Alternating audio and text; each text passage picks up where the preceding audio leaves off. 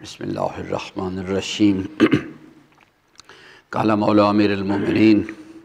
عباد اللہ اوصیکم ونفسی بتقوی اللہ ونظم امرکم۔ حضرات محترم، سب سے پہلے میں اپنے نفس کو اور آپ برادران کو تقوی الہی کی وصیت و نصیحت کرتا ہوں، اور اللہ تبارک و تعالیٰ سے دعا گو ہوں کہ اللہ تبارک و تعالیٰ ہم سب کو راہ تقوی کو شناخت کرنے اور عملی زندگی میں اس پر عمل پیرا ہونے کی توفیق عطا فرمائے۔ حضرات محترم، آج خطبہ اول کی مناسبت سے حضرت کے اس ارشاد گرامی کی روشنی میں دو امور کی طرف آپ کی توجہ مبذول کروانا چاہتا ہوں۔ ایک، تقوی کی اہمیت انسانی زندگی میں، اور دوسرا کہ انسان اگر تقوی کی صلاحیت کو حاصل کرنا چاہے تو اسے کیا کرنا چاہیے، اس کا طریقہ کار جو ہے وہ کیا ہے، تاکہ اور یہ گزارشات جو عرض کروں گا، یہ 2019 کا زمانہ، آج اگر ہم اس وقت یہ کام کرنا چاہتے ہیں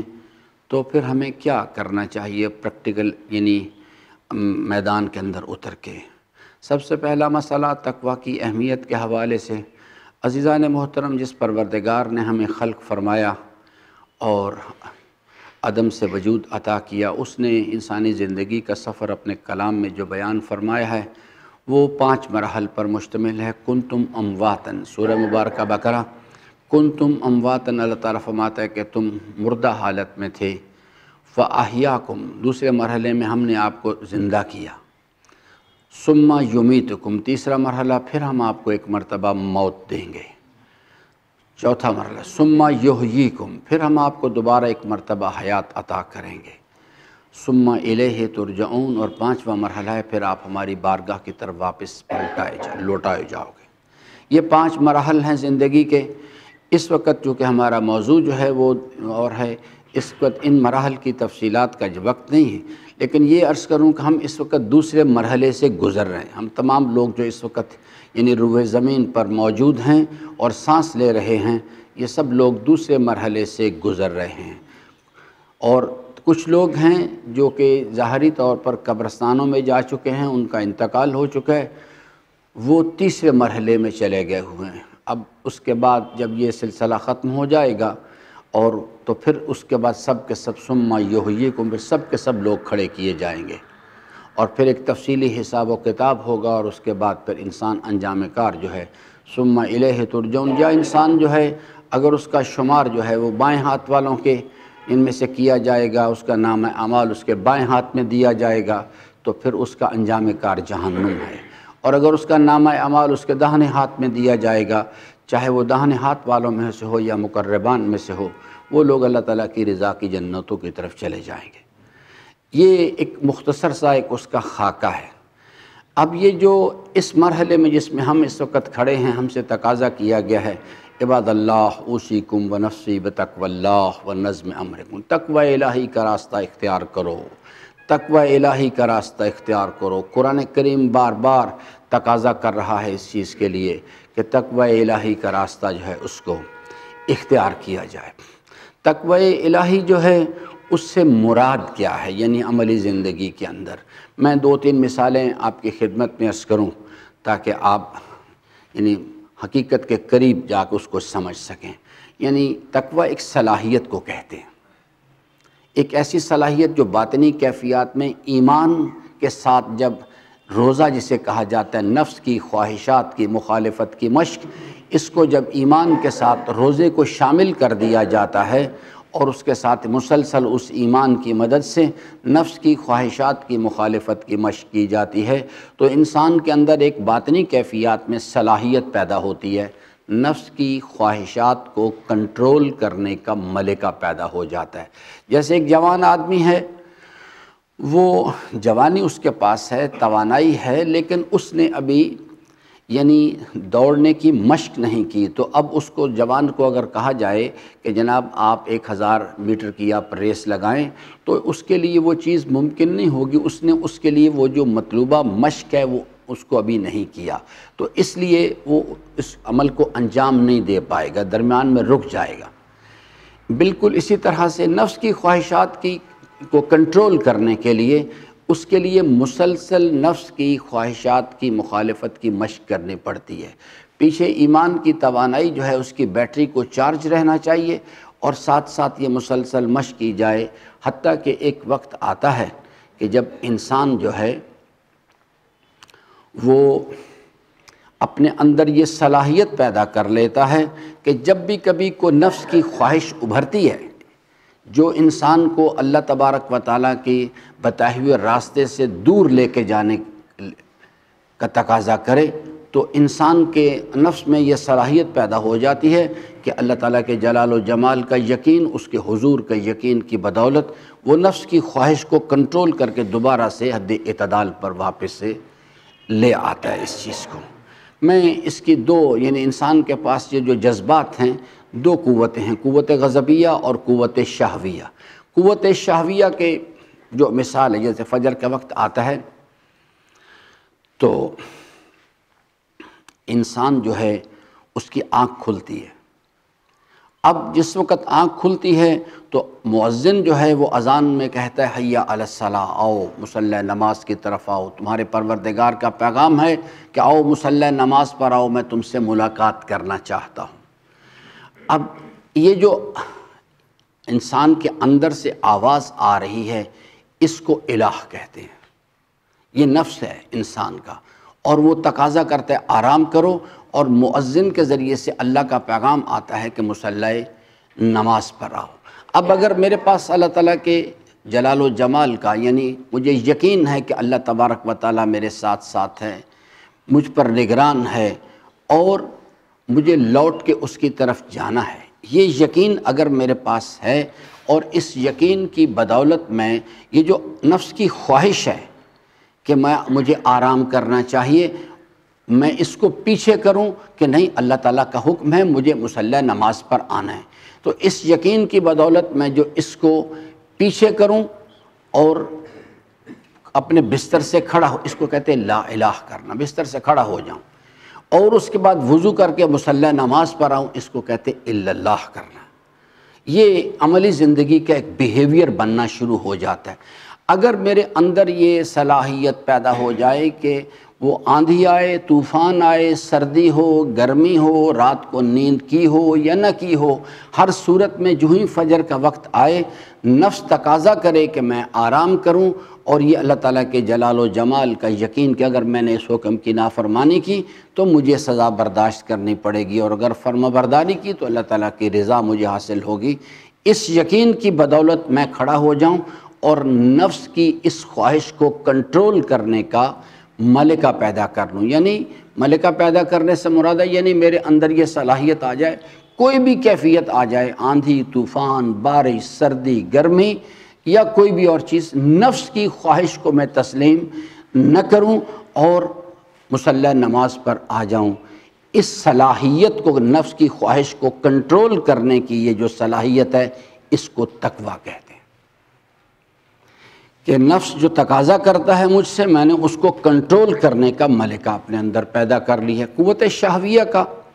ایک اور بھی عنوان ہے، گھر سے انسان نکلتا ہے، یا اب تو گھر سے باہر جانے کی ضرورت نہیں، اسمارٹ فون ہر آدمی کے ہاتھ میں ہے اس وقت، اور اس کے اوپر یوٹیوب کے اوپر بے تحاشا مثبت مواد بھی موجود ہے اور منفی مواد بھی موجود ہے اس پر، یعنی سیکس ہے اور دیگر چیزیں ہیں۔ اب وہ چیز ہے، اندر سے آواز، نفس کا تقاضا آتا ہے کہ یہاں پر یہ جو بلو پرنٹس ہیں اس پر موجود، ان کو دیکھو، یہ جو خواہش ہے اس کو الہ کہتے ہیں۔ یہ جو کلمہ میں لکھا ہے نا لا الہ، یہ جو الہ وہ کیا چیز ہے؟ یہ میرے اندر کی جو خواہش ہے یہ الہ ہے، کہ اس کو دیکھو۔ اب میں اس یقین کی بدولت کہ اللہ تبارک و تعالیٰ میرے اوپر نگران ہے، اور اس نے مجھے یہ جوانی عطا کی ہے، عمل کا اختیار دیا ہے، اور اگر جب میں لوٹ کے جاؤں گا تو وہ مجھ سے پوچھے گا کہ بھئی جوانی کہاں استعمال کر کے آئے، اس یقین، اور اگر میں نے اس کی نافرمانی کی وَلَئِن كَفَرْتُمْ إِنَّ عَذَابِي لَشَدِيدٌ، تو مجھے شدید قسم کی عذاب کا سامنا کرنا پڑے گا۔ اس یقین کی بدولت میں اسمارٹ فون پہ نفس جو تقاضا کرتا ہے، یا ہم باہر چلے جاتے ہیں، اسکول چلے جاتے ہیں، کالج چلے جاتے ہیں، یونیورسٹی چلے جاتے ہیں، وہاں بیویاں پھر رہی ہوتی ہیں اور نفس تقاضا کر، اس کو الہ کہتے ہیں۔ یہ جو خواہش ہے، نفس بری چیز نہیں، یاد رکھیے گا، نفس کی یہ جو خواہش ہے، یہ جو کہ میں اس غیر محرم بیوی کو دیکھوں، یہ الہ ہے۔ اب اس یقین کی بدولت کہ اللہ تبارک و تعالیٰ میرے اوپر نگران ہے، میں نفس کی خواہش کو پیچھے کروں اور اللہ تبارک و تعالیٰ کے حکم کے اپنی نگاہوں کو جھکاؤں، اس کو کہتے الا اللہ کرنا۔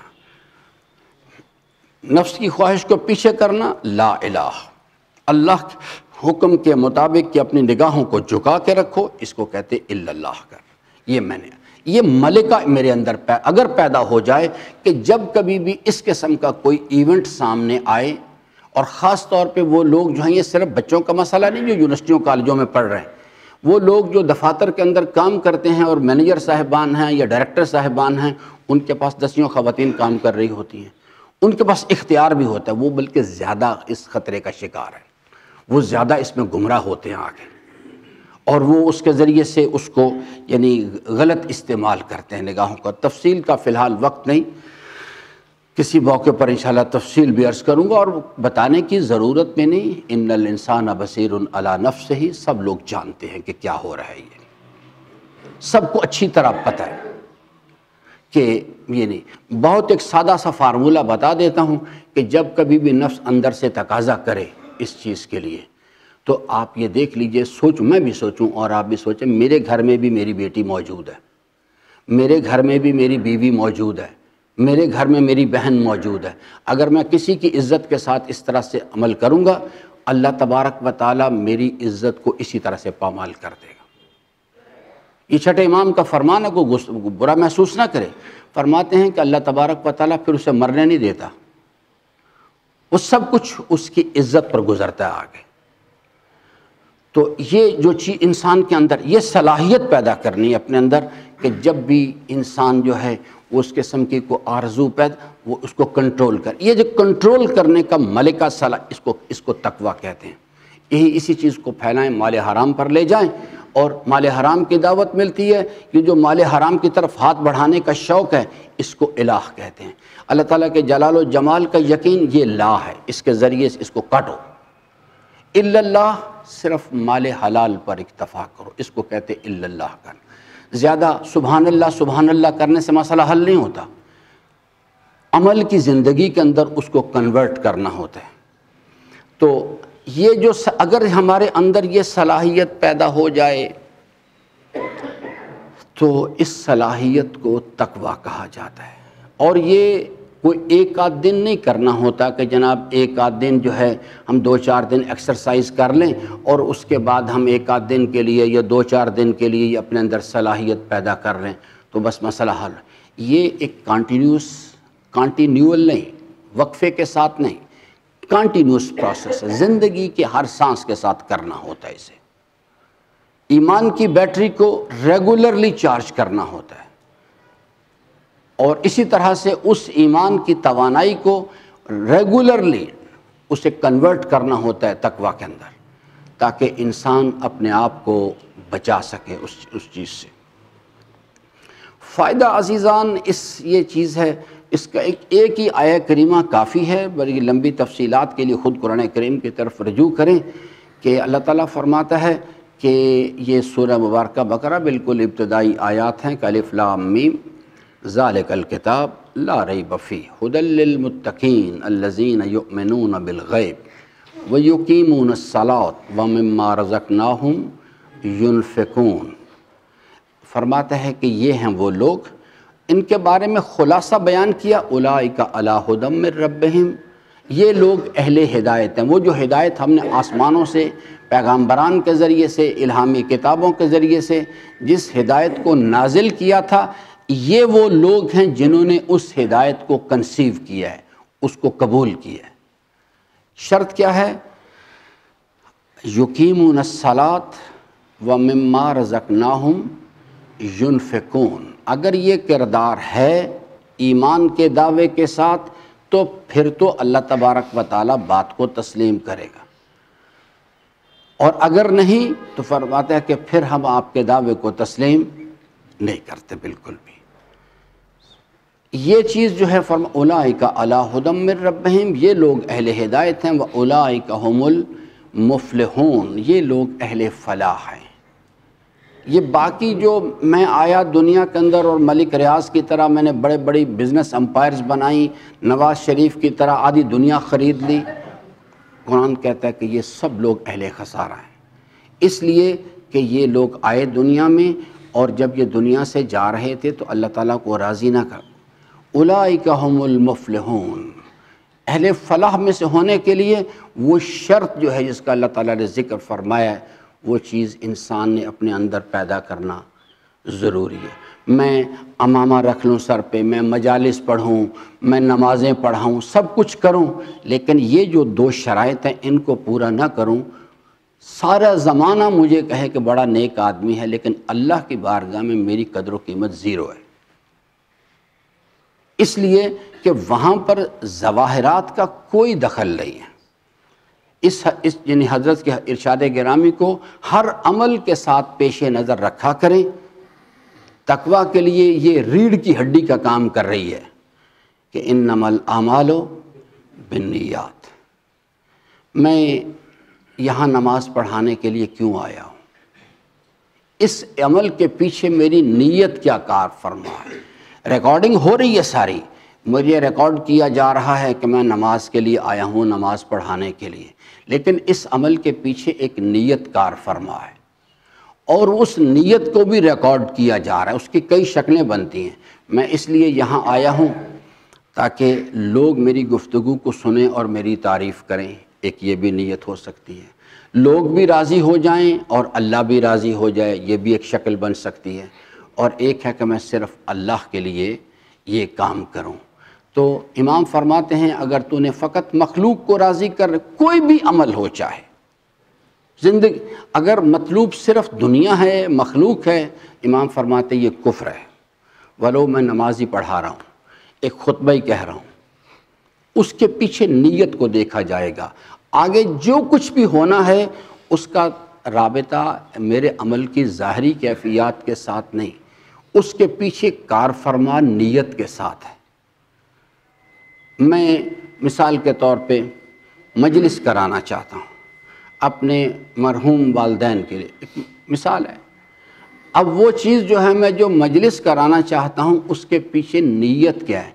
اس لیے کہ خاندان کے لوگ میرے بارے میں باتیں نہ کریں، اس کا مطلب ہے کہ میں دنیا کے خوف سے کام کر رہا ہوں، تو اس کا اللہ کی بارگاہ میں اس کا کوئی اجر و ثواب نہیں ہے۔ جب اجر و ثواب تو جب ملے گا نا جب اس عمل کو اللہ کے لیے انجام دیا جائے، اللہ کے بتائے ہوئے طریق پر انجام دیا جائے، اللہ کی رضا حاصل کرنے کے لیے انجام دیا جائے۔ تو اس لیے بڑے ادب سے میری درخواست ہے کہ میرے عزیزان سب سے پہلے جس چیز کی طرف توجہ دیں، سب سے پہلے جس کی پر غور و فکر کریں اور اس کو ٹھیک کرنے کی کوشش کریں، وہ عمل کی ظاہری کیفیات نہیں۔ ابھی ہم نماز پڑھیں گے نا تو معصوم فرماتے ہیں کہ جب نمازی جو ہے مصلی نماز پر آتا ہے آ کے کہتا ہے اللہ اکبر، ابھی ہم کہیں گے، سب کہیں گے، تو حضرت فرماتے ہیں کہ اللہ تبارک و تعالیٰ نہ زبان کی حرکت کو دیکھتا ہے نہ وہ آواز کو دیکھتا ہے، عین اس وقت جب کہ وہ نمازی کہتا ہے اللہ اکبر تو اللہ تبارک و تعالیٰ اس کے قلب پہ نظر کرتا ہے کہ یہ جو کچھ زبان سے کہہ رہا ہے اس کا یقین اس کے دل کے اندر موجود ہے یا نہیں، اور نماز کی قبولیت کا فیصلہ یہیں ہو جاتا ہے۔ اگر قلبی طور پہ میں غیر حاضر ہوں، بس صرف میں نے چند لفظیں یاد کر لی ہیں اور اس ایک مصلی نماز پہ اللہ اکبر، لیکن قلبی طور پہ نہ مجھے اس کا مفہوم کا پتہ ہے اور نہ اس کا یقین ہے، تو حضرت فرماتے ہیں کہ نماز اسی وقت ختم ہو جاتی ہے۔ اس لیے کہ اللہ تبارک نماز قلب انسان پڑھا کرتا ہے، زبان نہیں پڑھتی، زبان تو فقط ان کیفیات کو بیان کرنے والی ہوتی ہے، اگر اندر وہ کیفیت، اسی واسطے دونوں چیزوں کو ریکارڈ کیا جا رہا ہوتا ہے۔ جب وہاں پر حساب و کتاب کی منزل میں آئے گا انسان تو آ کے کلیم کرے گا میں نے اتنی نمازیں پڑھائیں، میں نے اتنے روزے رکھے، میں نے اتنی مجالس پڑھی، وہ کہیں گے جی بالکل ٹھیک ہے، صحیح ہے، لیکن آپ کو بتا دیا گیا تھا کہ انما الاعمال بالنیات، ہم عمل کے ظاہری کیفیت پر نہ جزا دیں گے نہ سزا دیں گے، اس کا نتیجہ جو ہے وہ اس کی نیتوں پہ، ادھر دیکھو، یہ دیکھو تم نماز پڑھا رہے ہو، اور جس وقت تم نماز پڑھا رہے تھے یہ دیکھو اپنی نیت کے گراف کو دیکھو ذرا، اس کو دیکھو، وہ مجسم کر کے سب چیزیں دکھائی جائیں گی، اور پھر کہا جائے گا اب کیا لینے آئے ہو۔ مثال کے طور پہ میں نے آپ کو یہ خطبہ اس واسطے دیا کہ میں چاہتا ہوں کہ آپ لوگ میری تعریف کریں، اللہ تعالیٰ معاف فرمائے اس یعنی برے وقت سے، اور میں نے اپنے طرز عمل پہ میں دیکھے نا، زبان کی حرکت اللہ کی مہربانی، حیات اللہ کی مہربانی، یہ سب چیزیں اللہ تعالیٰ اس کی دی ہوئی نعمتیں استعمال کر کے میں بجائے کہ اللہ کی فرما برداری کروں، اللہ کی رضا حاصل کرنے کی کوشش کروں، میں مخلوق کو راضی کرنے کی کوشش کر رہا ہوں۔ مجھے دونوں چیزیں دکھا دی جائیں گی، دیکھو بھائی، مجھے دکھایا جائے گا کہ میں وہ لیکچر دے رہا ہوں اور میں اس کو بھی دیکھوں گا، ساتھ مجھے نیت بھی دکھائی جائے گی کہ میں اپنے سامعین کو راضی کرنا چاہتا ہوں۔ تو اب پھر مجھے دکھایا جائے گا کہ آپ لوگ اپنے گھروں میں گئے، محافل میں گئے، اور وہاں جا کے آپ نے میری تعریف کی بھی، افتخار مرزا تو بہت اچھا آدمی ہے۔ اب مجھے وہاں پر دکھایا جائے گا، اور پھر کہا جائے گا جس نیت و ارادے کے تحت تو نے عمل کیا تھا، ہم نے دنیا میں تجھے اجر دے دیا تھا، لوگ تیری تعریف کرتے تھے، اب کیا لینے آئے ہو؟ پہلا تو مسئلہ کہ اب تو کوئی اجر و ثواب اس پر نہیں ملے گا۔ اب اس کے بعد دوسرا سوال آ جائے گا، یہ بتاؤ ہماری دی ہوئی امکانات کو، نعمتوں کو، جوانی کو کیوں اپنی مرضی سے استعمال کیا؟ ہم نے تو تمہیں بتایا تھا بڑی، یہ اتنا آسان نہ سمجھیں ان معاملات کو۔ وہاں اگلا سوال آئے گا، یہ جیسے یہ عزیز قدم اٹھا کے آ رہے نا، یہ کیوں چل کے آئے؟ یہ دیکھو یہ اللہ کی دی ہوئی جوانی استعمال کی جا رہی ہے، اس کا دیا ہوا ریسورس استعمال ہو رہا ہے۔ تو پہلی مسئلہ تو جو ہے کہ جو میں تقاضا کروں گا کہ جناب مجھے اس کا اجر و ثواب دیا جائے، وہ کہیں گے کس بات کا اجر و ثواب مانگتے ہو بھائی؟ اس وقت کیا لینے آئے ہو ہمارے پاس؟ جس نیت کے تحت تم نے عمل کیا تھا وہ ہم نے تمہیں دے دیا، دنیا میں دے دیا، تو لوگ تیری تعریف کرتے تھے۔ اب چونکہ تیری نیت و ارادے میں اللہ تعالیٰ کی رضا تو تھی نہیں، اب آؤ اس چیز کی طرف کہ اس وقت میں اللہ کی دی ہوئی نعمت کو، اس جوانی کو کیوں اپنی مرضی سے استعمال کیا؟ یہ زبان کی حرکت میں نے تمہیں نعمت دی تھی کہ اسے اپنی استعمال کر لو، کیوں اپنی مرضی سے استعمال کیا اسے؟ اس وجود کو حرکت کرنے کے امکان دیا تھا، کیوں اپنی مرضی سے استعمال کیا اسے؟ یہ وہ سوالات ہیں جو وہاں آئیں گے، اور اس چیز کے لیے انسان کو جواب دینے کے لیے اپنے آپ کو تیار کرنا چاہیے۔ اسی لیے میں نے عرض کیا یہ بہت مشکل منزل ہے، یعنی ہمارے چوتھے امام فرماتے ہیں پروردگارا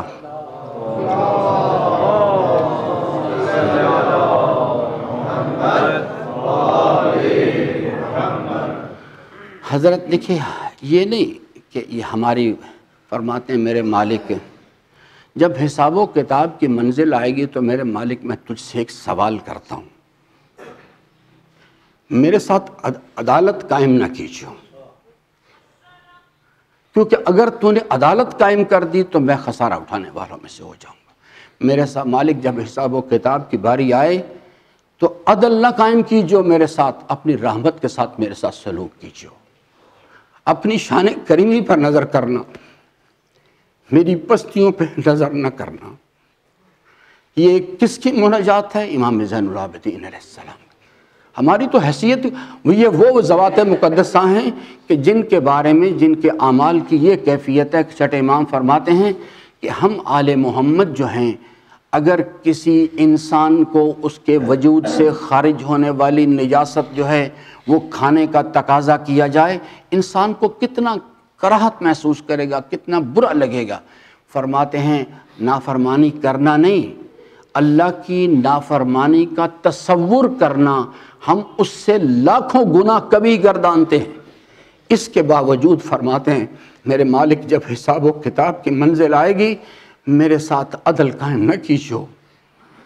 عدالت کے ساتھ میں تیرا حق بندگی ادا نہیں کر سکا، تو جس شان کا مالک پروردگار ہے۔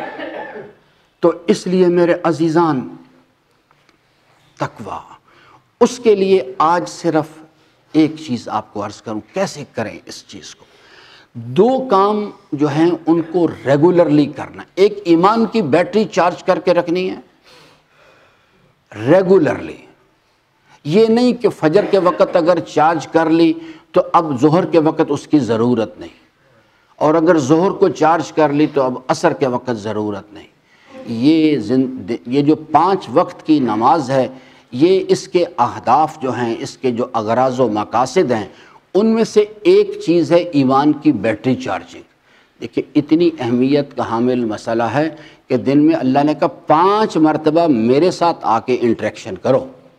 اقیم الصلاۃ لذکری۔ میں چاہتا ہوں کہ میں تیرے قلب کو اپنی یاد سے آباد کروں۔ کیا چیز ہے اللہ کی یاد؟ اس نظریے کا یقین، الحمدللہ رب العالمین،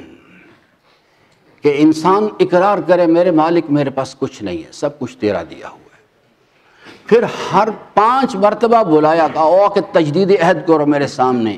ایاک نعبد، میرے مالک جو کچھ ہو گیا میں تیری بندگی نہیں کر سکا، تو درگزر کر دے، بس مہربانی فرما، درگزر کر دے اس چیز سے میرے مالک، اور میں تیرے ساتھ وعدہ کرتا ہوں کہ باقی ماندہ زندگی صرف اس تیری دی ہوئی جوانی کو تیری فرما برداری میں استعمال کروں گا۔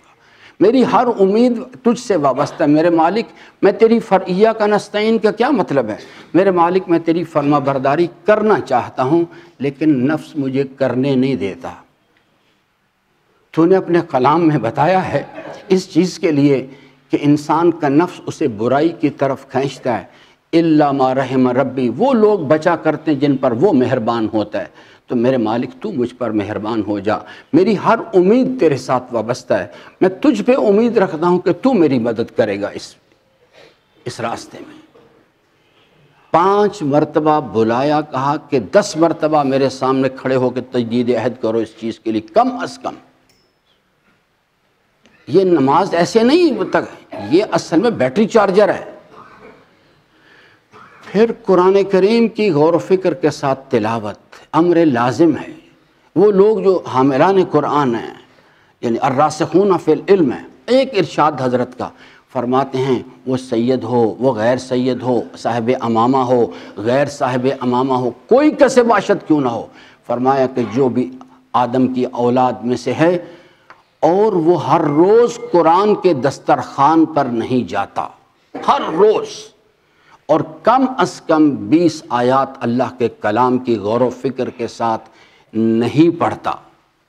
اس سے میسج کنسیو نہیں کرتا، جیسے صبح کا ناشتہ کرتا ہے اور اس سے توانائی کنسیو کرتا ہے، اسی طرح سے اس میں اللہ تعالیٰ کے جلال و جمال کا یقین، اس کے حضور کا یقین۔ فرمایا، امام فرماتے ہیں، وہ انسان اپنے آپ کو غفلت کی بیماری سے نہیں بچا سکتا، ولو سر پہ امامہ ہو، ولو وہ کسی رنگ سے ہو، کسی نسل سے ہو، کسی زبان سے ہو، کسی علاقے سے ہو۔ جو شخص ہر روز، یہ بھی بیٹری چارجر ہے، اس کے اور بھی بہت سارے فوائد ہیں، لیکن اس کا ایک پرائمری جو فنکشنالٹی ہے بیٹری چارجر ہے اس چیز کے لیے۔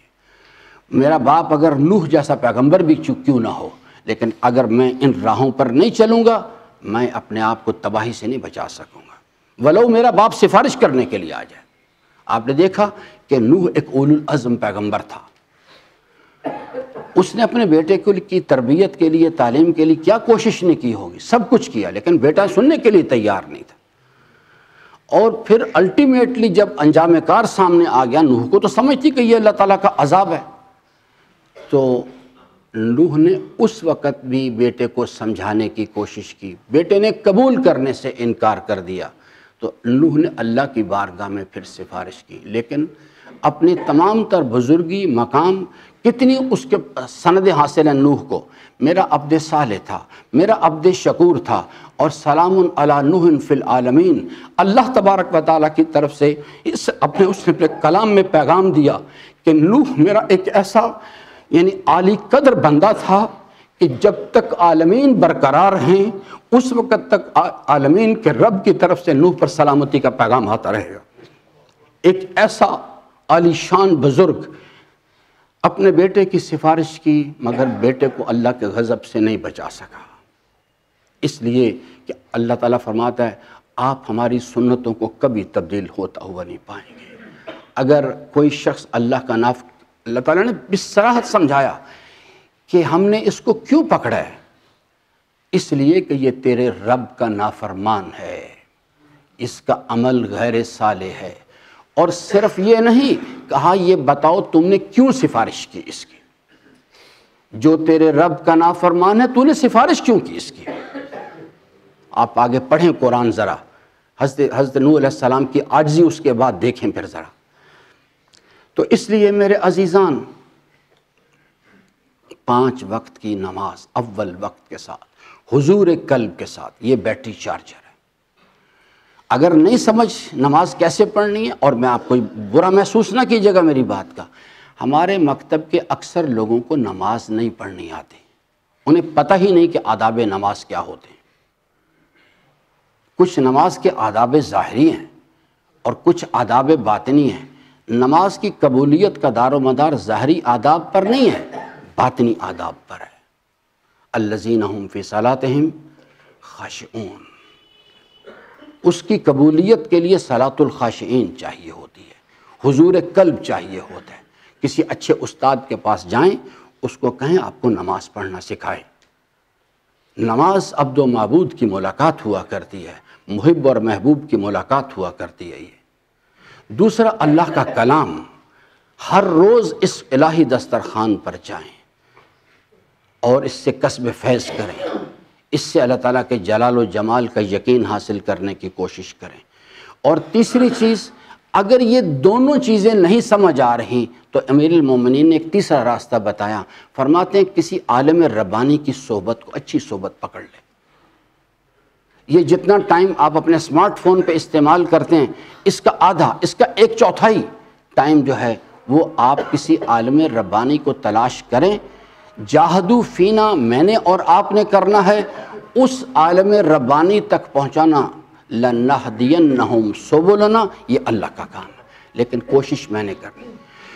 جب آپ اس کے پاس چلے جائیں گے، اس تک پہنچ جائیں گے، وہ آپ کو انگلی پکڑ کے نماز پڑھنا سکھا دے گا۔ وہ آپ کو